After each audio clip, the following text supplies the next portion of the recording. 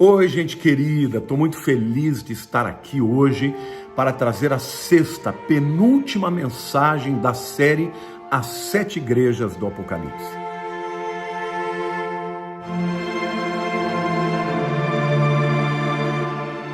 Muito obrigado por todos vocês que têm me seguido, compartilhado as mensagens, que se inscrevem no meu canal. Agradeço muito, porque todas as vezes que vocês fazem isso, o YouTube entende que esta é uma mensagem relevante e manda para mais gente. Tá bom? Bom, vamos ler lá no Apocalipse capítulo 3, versos 7 a 13. Ao anjo da igreja em Filadélfia escreve: estas coisas diz o santo, o verdadeiro, aquele que tem a chave de Davi, que abre e ninguém fechará, e que fecha e ninguém abrirá. Conheço as tuas obras, e eis que tenho posto diante de ti uma porta aberta, a qual ninguém pode fechar. Que tens pouca força, entretanto guardaste a minha palavra, e não negaste o meu nome. Eis que farei que alguns dos que são da sinagoga de Satanás, desses que a si mesmos se declaram judeus, e não são, mas mentem, eis que os farei vir e prostrar-se aos teus pés, e conhecer que eu te amei. Porque guardaste a palavra da minha perseverança, também eu te guardarei da hora da provação que há de vir sobre o mundo inteiro, para experimentar os que habitam sobre a terra. Venho sem demora. Conserva o que tens, para que ninguém tome a tua coroa. Ao vencedor, falo-ei coluna no santuário do meu Deus, e daí jamais sairá. Gravarei também sobre ele o nome do meu Deus, o nome da cidade do meu Deus, a nova Jerusalém que desce do céu, vinda da parte do meu Deus, e o meu novo nome. Quem tem ouvidos, ouça o que o Espírito diz às igrejas. Que coisa linda, né, gente? A cidade de Filadélfia foi construída como um centro de cultura grega por volta do ano 200 a.C. Ela ficava aproximadamente 50 quilômetros a sudeste da cidade de Sardes. E ela era muito celebrada por conta do seu vinho excelente. Bom, apesar de ser uma cidade grega, vamos dizer assim, né, de cultura grega, tinha uma grande população judaica. E ela foi destruída por volta do ano 17 depois de Cristo por um grande terremoto e depois reconstruída pelo imperador Tibério. Jesus, o conselheiro, ele se apresenta da seguinte maneira: ao anjo da igreja em Filadélfia escreve: essas coisas diz o santo e verdadeiro, aquele que tem a chave de Davi, que abre e ninguém fechará, e fecha e ninguém abrirá. Obviamente, a igreja de Filadélfia, quando nós olhamos do ponto de vista profético, foi uma igreja tremendamente evangelística, né? E ela certamente fez diferença, e aqui Jesus fala claramente sobre isso, né? Uma porta aberta que ninguém pode fechar, tá? E a chave de Davi. Portanto, fala da autoridade para a pregação do evangelho, para invadir, para alcançar o mundo inteiro com o evangelho de Cristo. O Senhor faz dois elogios assim lindos, dos mais incríveis aqui nas 7 cartas. No capítulo 3, no versículo 8, ele diz assim: vocês confessaram abertamente a inspiração da palavra de Deus, ou seja, guardaste a minha palavra. Tá? Neste tempo, né, eram cristãos que de fato acreditavam na Bíblia como palavra de Deus, que não questionavam, que não ficavam relativizando, né? Acreditavam de fato que era a palavra de Deus e por ela morriam. Por isso porque guardaste a palavra da minha perseverança, né? E também confessam abertamente a encarnação do Filho de Deus, ou seja, não negaste o meu nome, o nome de filho, tá? Porque Jesus Cristo é o Filho de Deus e o nome de Jesus Cristo está relacionado ao fato dele ter sido encarnado, né? Então, esta afirmação diz respeito, se nós olharmos do ponto de vista histórico, lá do primeiro século, João lutou o tempo inteiro com os gnósticos, né, que diziam que Deus jamais poderia ter encarnado. Então, ele lutou o tempo inteiro com o gnosticismo que negava que o Deus Todo-Poderoso poderia se encarnar.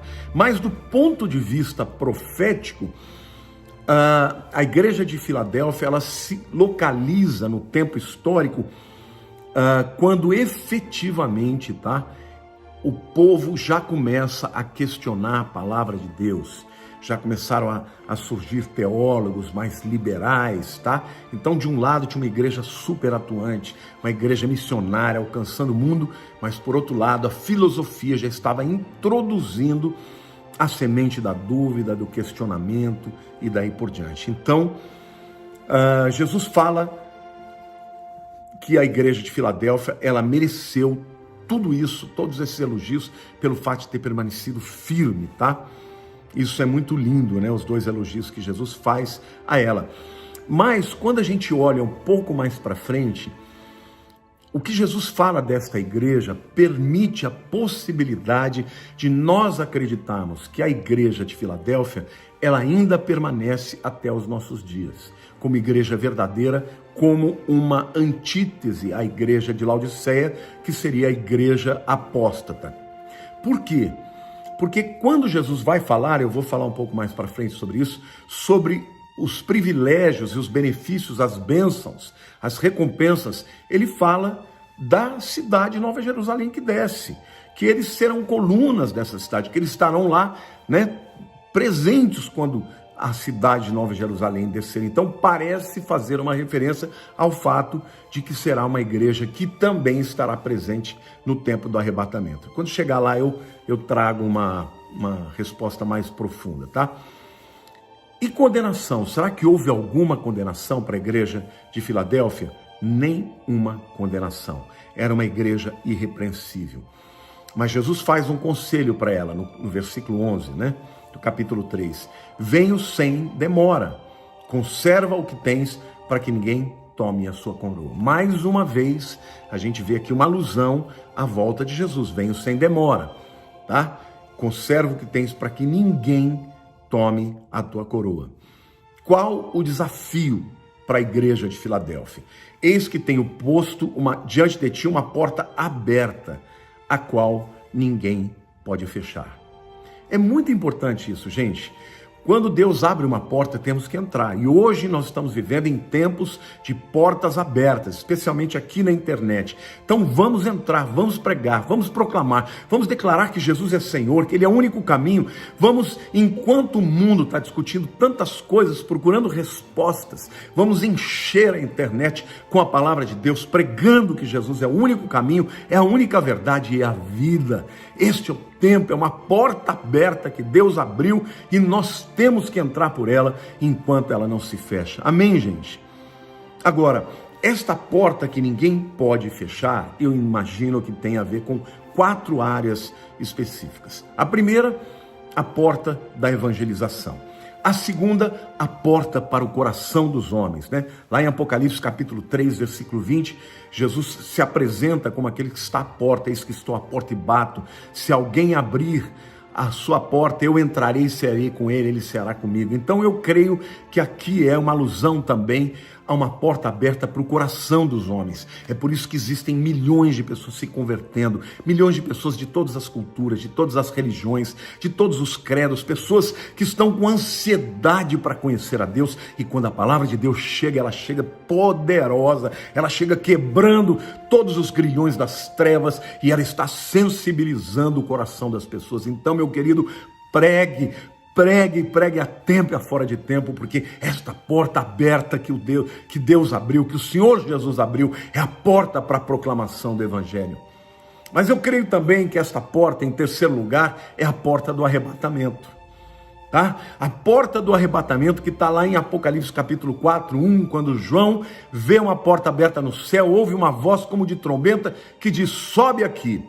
Então, eu creio que de fato Filadélfia faz parte também da igreja dos últimos dias, embora ela comece um pouco antes, mas ela é uma igreja que ela é concomitante com a igreja de Laodiceia, que é a igreja apóstata dos últimos dias. A terceira porta, portanto, é a porta do arrebatamento. E a quarta porta é a porta da segunda vinda, porque esta igreja, assim como as demais, também estará presente na descida lá no Armagedon. Nós primeiro subimos, Apocalipse capítulo 4 fala de uma porta aberta de baixo para cima, e depois Apocalipse 19 tem uma porta aberta no céu e o povo de Deus desce com o Messias Jesus. Lindo, né? Mas o Senhor também promete que subjugaria os inimigos dessa igreja, tá? Versículo 9 diz: eis que farei que alguns dos que são da sinagoga de Satanás, destes que a si mesmos se declaram judeus e não são, mas mentem, eis que os farei vir e prostrar-se aos teus pés e reconhecer que eu te amei. Aqui, meus queridos, é uma promessa que o Senhor faz para aqueles que são fiéis a Ele, de maneira que os inimigos vão ter que reconhecer que Deus é fiel a eles, que Deus tem favor para eles. Eles vão ter que olhar para você e vão dizer: uau, o que aconteceu com você? O que acontece na tua vida que eu gostaria de ter? E você vai dizer: porque eu tenho andado em fidelidade e o Senhor tem prometido esta bênção para mim. Amém? Depois ele promete mais: eu te guardarei da hora da grande tribulação. Primeiro, eu quero diferenciar esta tribulação das demais. Jesus disse: no mundo tereis tribulações, aflições, mas tende bom ânimo, porque eu venci o mundo. Nós não somos livres dessas tribulações, mas da grande tribulação que há de vir para o mundo inteiro, para provar os habitantes da terra, desta Jesus promete livrar. E ele diz: eu te guardarei da hora, não na hora. E aqui no grego, original grego, existe uma preposição ek, que significa de dentro para fora. Literalmente, Jesus está dizendo: eu vou arrancá-los desta tribulação. Isto é o arrebatamento da igreja, gente. É uma promessa de que nós que fazemos parte da igreja Filadélfia, que cremos em Jesus, seremos arrebatados e guardados da hora e não na hora. Porque quem é guardado na hora é guardado durante a tribulação. Quem é guardado da hora é retirado antes que ela comece. A quarta promessa que Jesus faz é: eu te farei pilar do templo do meu Deus. Aqui parece ser uma alusão. Um pilar é o que sustenta o templo, né, da adoração. Aqui parece fazer uma alusão de uma honra especial para esses cristãos fiéis a Deus num tempo de perseguição, de apostasia, de engano, do espírito anticristo se manifestando. Jesus está dizendo: olha, porque vocês ficaram firmes, não negaram a minha palavra, continuaram declarando que ela é a palavra de Deus, continuaram declarando que eu, Jesus, sou o Filho de Deus, o Salvador, o único caminho. Por causa disso, vocês serão coluna, vocês serão pessoas importantes, terão comendas, terão bênçãos diante de todos, no reconhecimento na eternidade, né? Não é lindo isso? Bom, gente, o período da igreja de Filadélfia vai do ano de 1700, alguns dizem que vai de 1700 a 1900, tá? Mas eu, pessoalmente, pelas razões que eu já lhes apresentei, eu acredito que ela começa nos anos de 1700 e vai até o arrebatamento.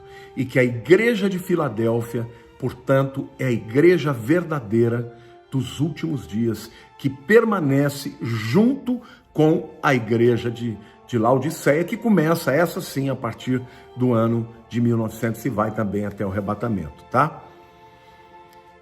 Alguns heróis que valem a pena a gente mencionar nesse período. John Wesley, que viveu entre os anos 1703 a 1791, o fundador da Igreja Metodista e um dos maiores filhos da Inglaterra de todos os tempos. Ele impactou a Europa inteira e o mundo inteiro com a sua pregação de santidade e de Jesus como Senhor e Salvador.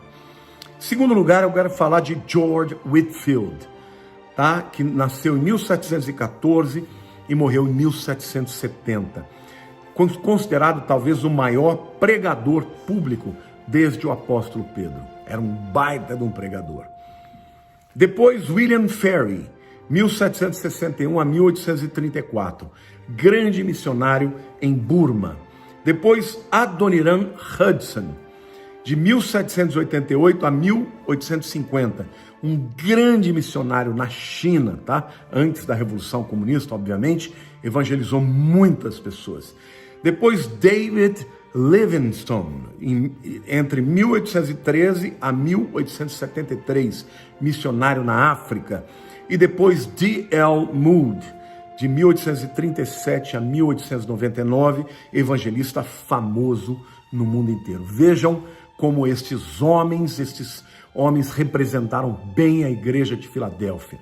Mas hoje o Senhor tem levantado também homens que têm se levantado para pregar o evangelho, para resistir o império do anticristo, e eu creio que nós que cremos em Jesus e que temos lutado para ficarmos firmes com ele, fazemos parte desta igreja de Filadélfia, a igreja que vai ser arrebatada. Não é maravilhoso, queridos? Eu espero que você esteja gostando.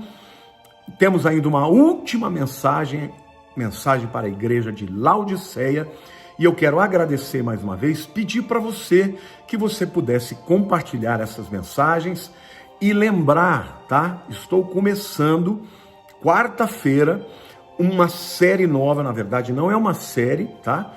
É um curso de interpretação de profecias. O tema vai ser: por que todos os cristãos devem estudar as profecias? Toda quarta-feira, às 7h, terá uma videoaula, tá? Aí você vai lá, faz comentários, faz perguntas. O meu pessoal vai colher as perguntas. Na sexta-feira, às 11h, eu estarei fazendo uma live com vocês, respondendo as perguntas que vocês perguntaram e ainda mais outras perguntas relevantes que surgirem na hora. Estou muito animado, tem data para começar, mas não tem data para acabar, porque eu quero ensinar muito do que eu sei a respeito de Apocalipse, de hermenêutica, de como interpretar, quando interpretar do ponto de vista literal, quando interpretar de maneira alegórica. Você vai ficar um expert sobre as profecias e vai poder compartilhá-las também. Amo vocês, muito, muito, muito, muito obrigado. Um beijo no coração de todos, em nome de Jesus.